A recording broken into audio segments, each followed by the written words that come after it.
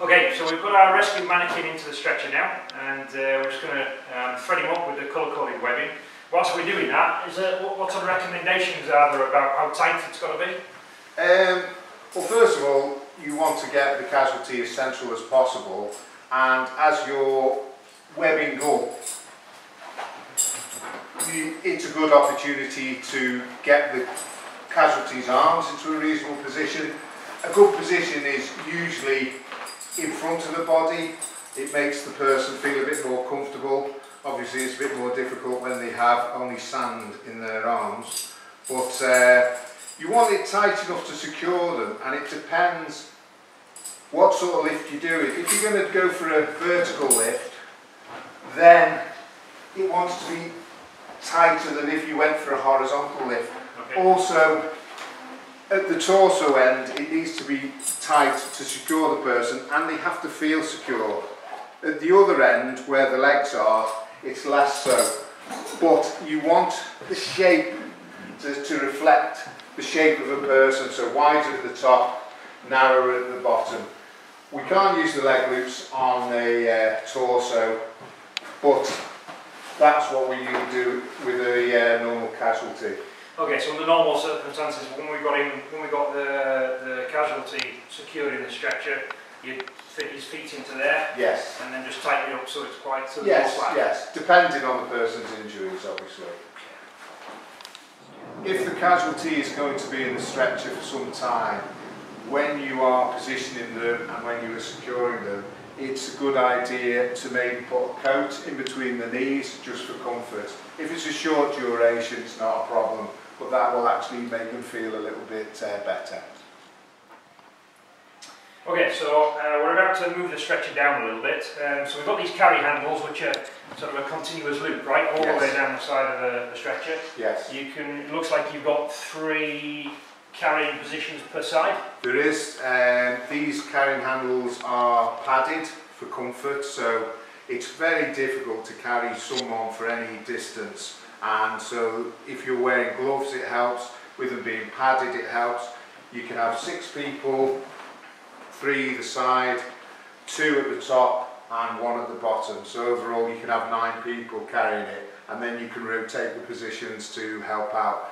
Another thing you can do is if you're doing mountain rescue, something like that, you can tie ropes to the carrying handle, and in addition to holding it, run the rope over your shoulder, and that takes some load as well.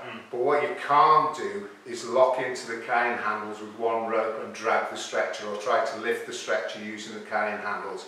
You have to use the lifting points. Okay, alright. And these carrying handles are replaceable, right?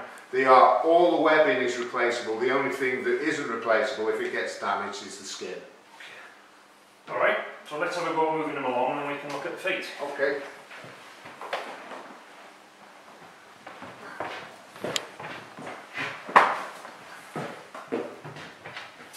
Okay, so down at the foot end we've got a bit left, which obviously needs to curl up. What's the guidelines with this then? This is quite simple. Again, it's different if you're doing training. The stretchers tend to get a lot of wear and tear if they're used by the fire service because they train a lot. So what happens if you're using a mannequin, often these are over tensioned and it can cause a rip to occur there. Oh, so you get cracking on the end, yeah? Okay. But normally with a normal casualty it's not an issue because a casualty has feet and legs. Yeah. But obviously in this case not. So what we do, we guide,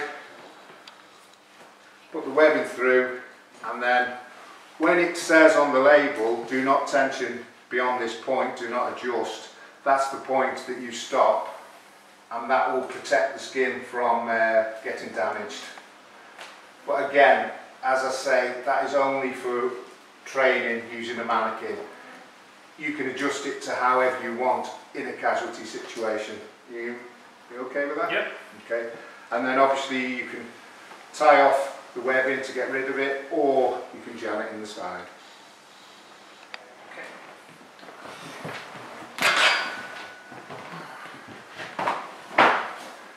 This carrying handle at the end is the one you want to get to if you can, because the feet are the lightest, so it's the easiest job.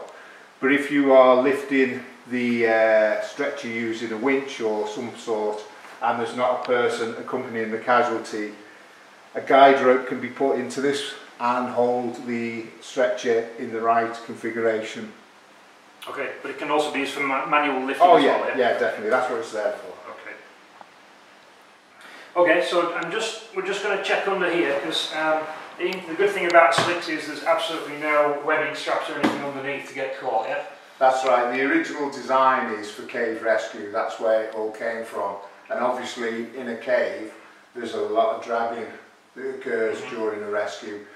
The reason why it's so robust is because of that heritage. To do a cave rescue is far more difficult than an industrial rescue or even a mountain rescue. And also probably quite good for more modern day rescues out of wind turbines as well. Oh, very good. Cells, things like that, there's a lot of stuff that you can get. Yeah, exactly, yeah. Okay.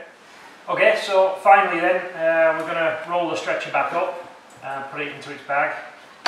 You need to roll it quite tight. And the other important thing is don't leave the bridles inside it, otherwise it damages the plastic. That's correct.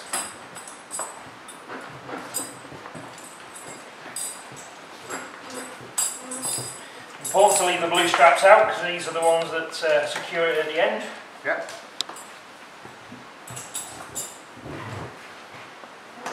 Always better to do one side first.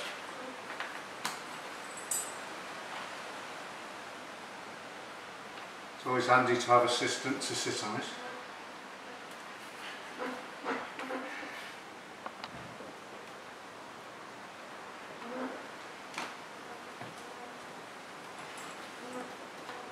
Okay.